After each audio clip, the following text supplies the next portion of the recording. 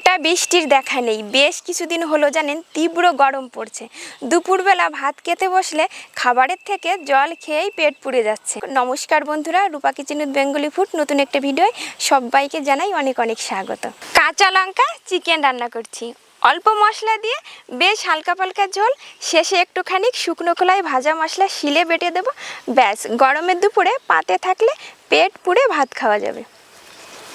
প্রথম থেকে শেষ পর্যন্ত আপনারা ভিডিওটি দেখতে থাকুন। আশা করছি আজকের ভিডিওটি আপনাদের কাছে ভীষণই ভালো লাগবে।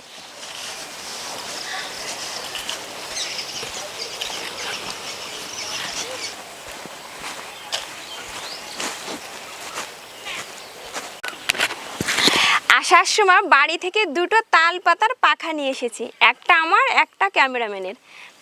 তাল পাতার পাখার হাওয়া বেশ ঠান্ডা হাওয়া, প্রচণ্ড গরম পড়ছে। রান্না করতে বসলে ঘেমে টেমে অস্থির হয়ে যাচ্ছি। চিকেনটা কিন্তু বেশ বড়।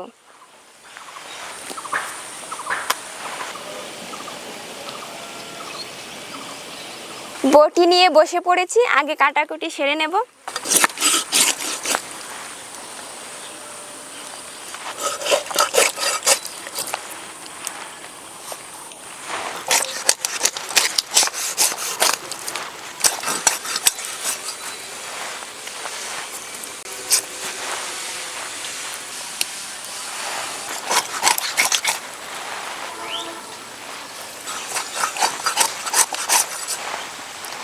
লেগ পিসটা একটু বড় করেই রাখলাম।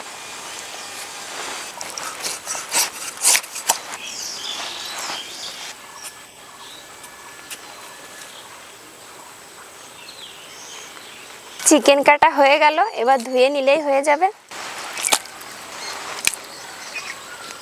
খেতে বসে সবাই ভাবে এই লেগ পিসের কথা। চিকেন ধুয়ে নিয়ে চলে আসলাম। আজ আর অন্য কিছু রান্না করছি না, চিকেন ঝোল দিয়েই ভাত খাবো দুপুরবেলা। শিল নোড়া নিয়ে বসে পড়েছি মশলা বাটার জন্য। চিকেনের জল ঝরতে ঝরতে মশলা বেটে নেব। আদাগুলো একটু থেতো করে নিলাম, রসুন, কাঁচা লঙ্কা। আজকে রান্নায় কিন্তু শুকনো লঙ্কার কোনো ব্যবহার নেই। এবার দিয়ে দেবো ধনেপাতা ডাঁটা।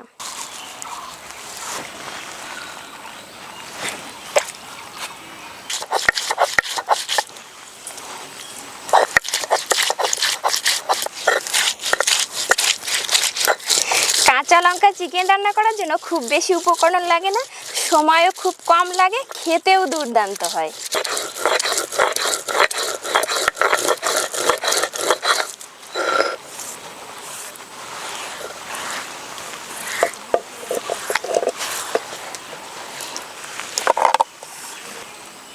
মশলা বাটতে বাটতে চিকেনের অনেকটাই জল ছেড়ে গেছে।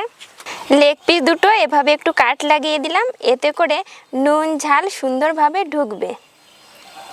100 গ্রাম টক দই,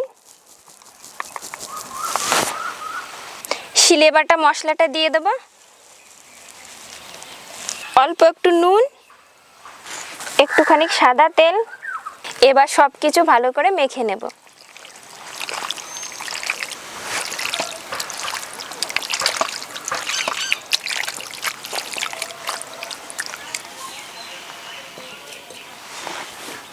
আধা ঘন্টার জন্য ঢাকা দিলাম। এখন তো প্রচণ্ড গরম পড়ছে, খুব বেশি সময় রাখতে হবে না, আধা ঘন্টা রাখলেই হয়ে যাবে। চিকেনের সঙ্গে 2 পিস আলু পাতে না পড়লে ভালো লাগে না খেতে।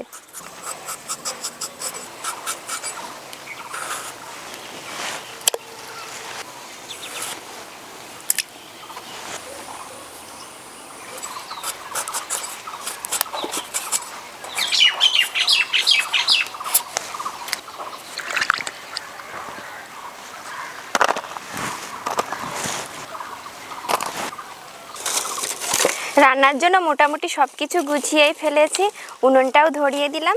এখন আর খুব বেশি সময় লাগবে না। 1/2 চামচ গোলমরিচ, 1 চামচ জিরে, 1/2 চামচ গোটা ধনে, গোটা গরম মশলা। গোটা মশলাগুলো একটু ভেজে নিলাম।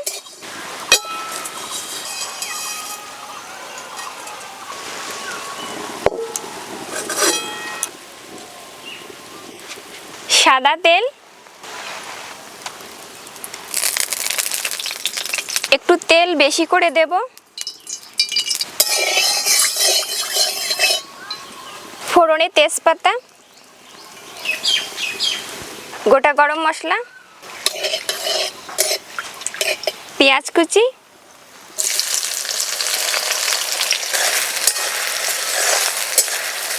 নুন, পেঁয়াজ নাড়াচাড়া করে 50% ভেজে নিলাম।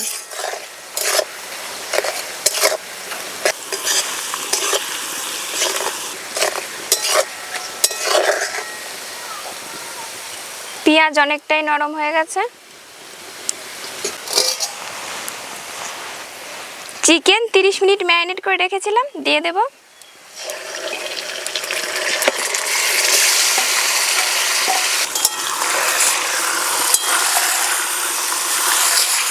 আলু ভাজতে হবে না, চিকেনের ভিতরে একবারে দিয়ে কষিয়ে নেব।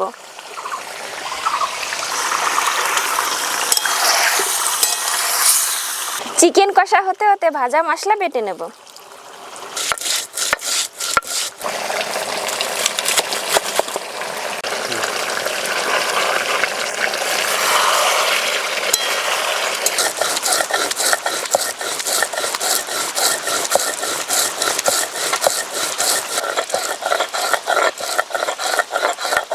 অল্প পরিমাণে একটু হলুদ গুঁড়ো,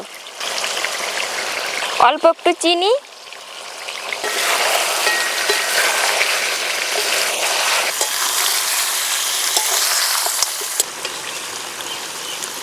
চিকেন কষা হয়ে গেছে, আলু সিদ্ধ হয়ে গেছে। কষাতে কষাতে আলু প্রায় 80% সিদ্ধ হয়ে গেছে। অল্প পরিমাণে একটু ঝোলের জন্য জল দেব। চিরা কাঁচা লঙ্কা, একটু ঝাল ঝাল হলেই খেতে বেশি ভালো লাগবে। এবার কিছু রসুনের কোয়া দিয়ে দেব।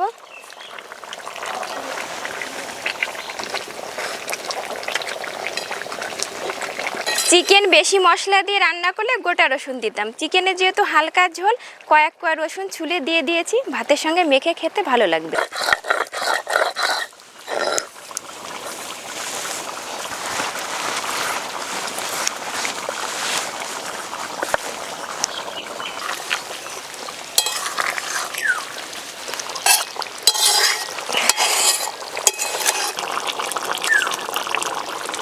ভাজা মশলা বেটে রেখেছিলাম, দিয়ে দেব।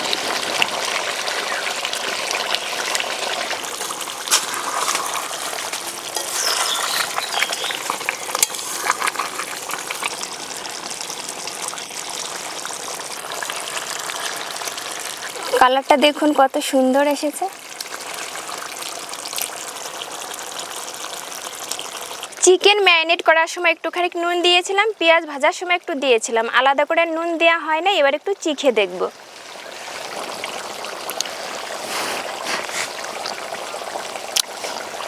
একটুখানি নুন দিতে হবে।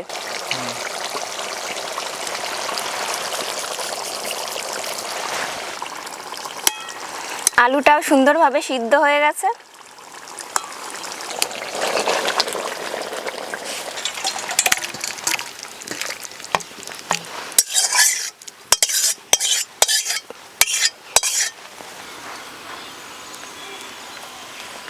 রান্না হয়ে গেছে, খেতেও বসে পড়লাম।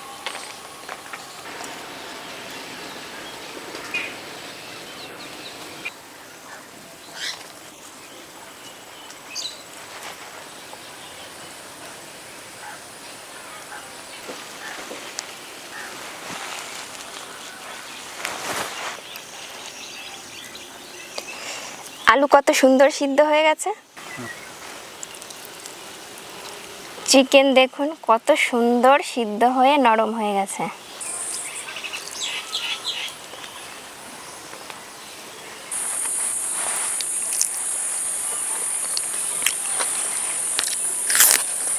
চিকেনের সঙ্গে পেঁয়াজ না হলে জমে।